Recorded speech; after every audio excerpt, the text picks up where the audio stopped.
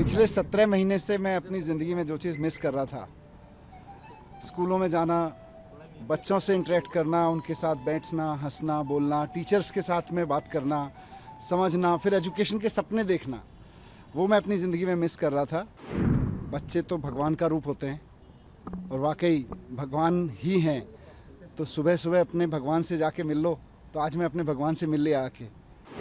मैं वहाँ यही प्रार्थना करता था कि मुझे भले ही इन लोगों ने जेल में डाल दिया है, इनकी मंशा भले ही इस एजुकेशन क्रांति को रोकने की हो, लेकिन ये रुके ना। मौजूदा एलजी साहब से और एलजी साहब के जो मुखिया हैं, इन सब से लोकतंत्र की, संविधान की, इस सब की अपेक्षा करना मुझे लगता है बेमानी हो चुका है। इनसे केवल और केवल तानाशाही की अपेक्षा की जा सकती है। पिछले 17 महीने से मैं अपनी ज़िंदगी में जो चीज़ मिस कर रहा था, स्कूलों में जाना, बच्चों से इंटरेक्ट करना, उनके साथ बैठना, हंसना, बोलना, टीचर्स के साथ में बात करना, समझना, फिर एजुकेशन के सपने देखना, वो मैं अपनी ज़िंदगी में मिस कर रहा था, स्कूल में जाना। तो आज मुझे बहुत खुशी है कि भगवान ने मुझे फिर से मौका दिया और मैं वापस स्कूलों में आया हूँ, बच्चों के बीच में आया हूँ। मैं बहुत बार वहाँ ये सोचता रहा कि बच्चे तो भगवान का रूप होते हैं और वाकई भगवान ही हैं। तो सुबह सुबह अपने भगवान से जाके मिल लो। तो आज मैं अपने भगवान से मिल लिया आके, मुझे बड़ा अच्छा लगा। और मैं एजुकेशन मिनिस्टर आतिशी जी के साथ आया और मुझे बहुत खुशी है कि पिछले 17 महीने में दिल्ली सरकार में एजुकेशन का जो काम चल रहा था पहले से, उसको और गति दी है। यहाँ बच्चों से मिलके भी पता चला, टीचर्स से मिलके भी पता चला, और मैं वहाँ बैठ के न्यूज़पेपर में भी देखता रहता था कि जिन स्कूलों के, जिन ज़मीनों पर मैं पत्थर उद्घाटन का, शिलान्यास का पत्थर लगा के गया था, वो स्कूल अब बन के भी तैयार हो गए और उनका उद्घाटन भी मैडम ने कर दिया, आतिशी जी ने, शिक्षा मंत्री के रूप में। ये मेरे लिए वहाँ बहुत सुकून की बात होती थी। और अब मैं आके आतिशी जी से डिस्कस किया तो मुझे और अच्छा लगा ये जान के कि इस दौरान 20 नए स्कूल और स्कूल बिल्डिंग्स शुरू हो गए। 18 या 14 SOSC नए, 18 नए SOSC शुरू हो गए। एक नया स्पोर्ट्स स्कूल अपने आप में एक इंडिया में यूनिक तरीके का स्पोर्ट्स स्कूल शुरू हो गया। वहाँ बच्चे स्पोर्ट्स की पढ़ाई कर रहे हैं। जो हमारा armed forces preparatory school Kejriwal ji के मार्गदर्शन में बना था, उनके सपने के अनुसार कि हमारे बच्चे देशभक्त बच्चे निकलें और वो आर्मी में जाएं, आर्म्ड फोर्सेस में जाके सेवा करें।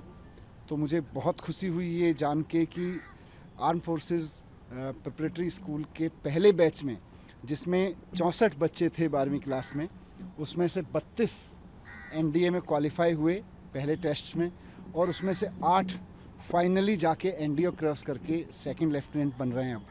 तो 64 बच्चों में के पहले बैच में, 64 बच्चों के पहले बैच में से 8 बच्चे दिल्ली के सरकारी स्कूल से सीधे जाके NDA क्रॉस करके सेकंड लेफ्टिनेंट बन रहे हैं। आई थिंक इतना तो देश के किसी स्कूल से अब तक नहीं होगा, किसी एक स्कूल से। तो ये सारा काम एजुकेशन में हुआ और मैं वहाँ यही प्रार्थना करता था कि मुझे भले ही इन लोगों ने जेल में डाल दिया है, इनकी मंशा भले ही इस एजुकेशन क्रांति को रोकने की हो, लेकिन ये रुके ना। मेरी भगवान से यही प्रार्थना रहती थी कि बाकी सब चीज़ें चाहे रुकें, आगे बढ़ें, कैसे हों, उसके लिए लड़ते रहेंगे, लेकिन भगवान ये एजुकेशन की जो रिवॉल्यूशन शुरू हुई थी, शिक्षा की क्रांति, ये ना रुके। और ये रुकी नहीं। ये यहाँ के भी मैं देख रहा हूँ, मेरे लिए पर्सनली बहुत एनर्जाइजिंग है सारी चीज़ें। लेकिन बीच बीच में मैं अखबारों में देखता रहता था, खबरों में पढ़ता रहता था कि शिक्षा क्रांति रुकी नहीं है, बल्कि बहुत तेज़ी से आगे बढ़ रही है दिल्ली की।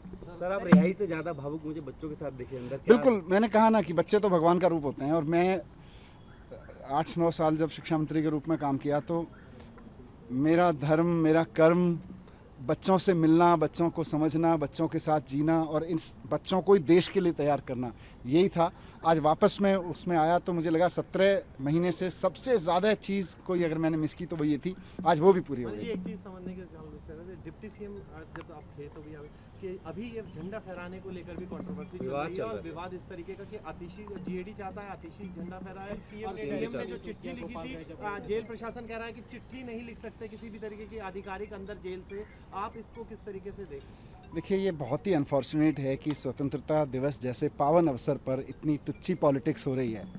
और वो भी क्या, मैं अखबारों में पढ़ता रहता हूँ कि कोई जेल में बंद एक बहुत महाठग है, सुकेश नाम है उनका शायद, उनकी चिट्ठी जब लिखी जाती है, वो कोई चिट्ठी लिखते हैं, सुकेश चिट्ठी लिखता है, तो वो तिहाड़ प्रशासन भी बाकायदा एलजी साहब को सबमिट करता है और एलजी साहब भी बाकायदा उस पर एक्शन लेते हुए कार्रवाई करते हैं जो भी है। और जब दिल्ली के चीफ मिनिस्टर चुने हुए चिट्ठी लिखते हैं तो तिहाड़ प्रशासन भी और एलजी साहब तिहाड़ प्रशासन को कहते हैं खबरदार जो अगर इनकी चिट्ठी भेजी। और जब सुकेश चिट्ठी लिखते हैं तो मुझे लगता है पूरा का पूरा एलजी ऑफिस इंतज़ार करता होगा, अरे भाई एक एक सेकंड भारी पड़ रहा है, सुकेश जी की चिट्ठी कहाँ है, हमारे सुकेश जी की चिट्ठी कहाँ है। तो सुकेश जी की चिट्ठी पर जिन एलजी साहब को इतना मोहब्बत, इतना प्रेम उबड़ता है और उसकी एक एक शब्द को वो ब्रह्म वाक्य मानते हुए, सत्य मानते हुए, उस पर जिसे कहते हैं ना, सुकेश जी की चिट्ठी को देख के उनकी बाछें खिल जाती हैं, उनका रोम रोम पुलकित हो उठता है एलजी साहब का। केजरीवाल जी की चिट्ठी को भी मंगा लेते भाई, कहाँ है। स्वतंत्रता दिवस तो बहुत महान अवसर है, उसके बारे में अगर दिल्ली के सिटिंग सीएम ने एक चिट्ठी लिखी है तो उनके ऑफिस को, एक डीजी ऑफिस में फ़ोन ही करना था, भाई सुना है केजरीवाल जी ने चिट्ठी लिखी है, कहाँ है, वो भेज दो। पर नहीं, इनको ना स्वतंत्रता से कोई लेना देना है, ना इनको देश से कोई लेना देना है।